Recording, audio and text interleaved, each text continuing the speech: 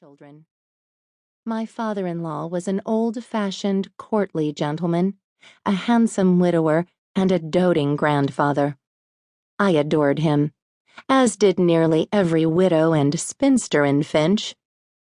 Many a heart had been broken when Willis Sr. had bestowed his upon the celebrated watercolorist Amelia Thistle. Amelia had taken nearly 2 years to return the favor, but Willis Sr.'s patient pursuit of her had eventually paid off.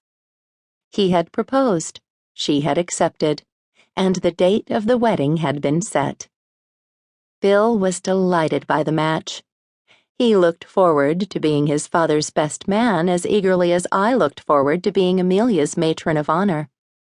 Will and Rob were somewhat less enthusiastic about fulfilling their forthcoming roles as Grandpa's ring-bearers, but Amelia had bought their cooperation by promising to hide a handful of their favorite cookies in her bouquet. For a woman who'd never had children of her own, Amelia possessed a rare gift for dealing with 9-year-olds. Although Willis Sr. was no longer the head of the family firm, he was still regarded as the head of the family, and attendance at his nuptials was considered compulsory. Flocks of aunts, uncles, and cousins would soon be descending on Finch to pay homage to the paterfamilias, an event that did not fill Bill with unalloyed joy. While he got along well with most of his relatives, he actively disliked 2 of his aunts. He referred to them as the Harpies, but only when Will, Rob, and his father were out of earshot. Though Aunt Honoria and Aunt Charlotte had been widowed for many years, they had in their youth married men from their own social milieu. They believed that Bill had let his old-money Boston Brahmin family down when he'd married a middle-class girl from Chicago.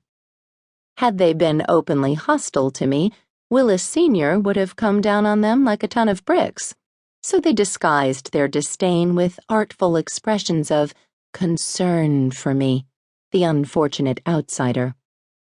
They criticized my posture, my table manners, my dress sense, and my speech, but they did so solicitously, as if they were bringing enlightenment to a savage who'd been raised on a desert island by a troop of baboons. Willis Sr., who could usually spot a hidden agenda from a mile off, was blind to his sister's shenanigans. He saw Charlotte and Honoria through rose-colored glasses, but they made my easygoing husband see red. Bill's aunts had never darkened our doorway in England. They rarely left Boston, and he was not looking forward to their first visit. He made his misgivings known to me as we strolled along our little lane one day, 3 weeks before the wedding. It was a glorious Saturday morning in early June. After dropping the boys off at the local stables for their weekly riding lessons, Bill had decided to clear up some neglected paperwork that awaited him at his office in Finch. He didn't usually walk to the village, and I didn't usually accompany him, but the weather was superb and we'd both felt like stretching our legs. My mind was on other things when Bill spoke, so his words seemed to come out of nowhere, like a bolt from the blue. "If the Harpies are rude to you," he declared, "I'll strangle them."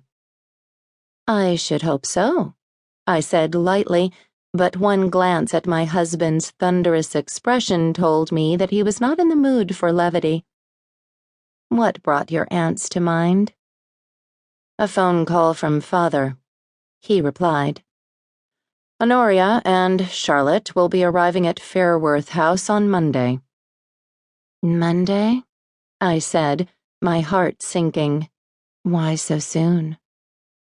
"They say they're coming early to help Amelia with the wedding, but you and I know they'll do nothing but nitpick and nag."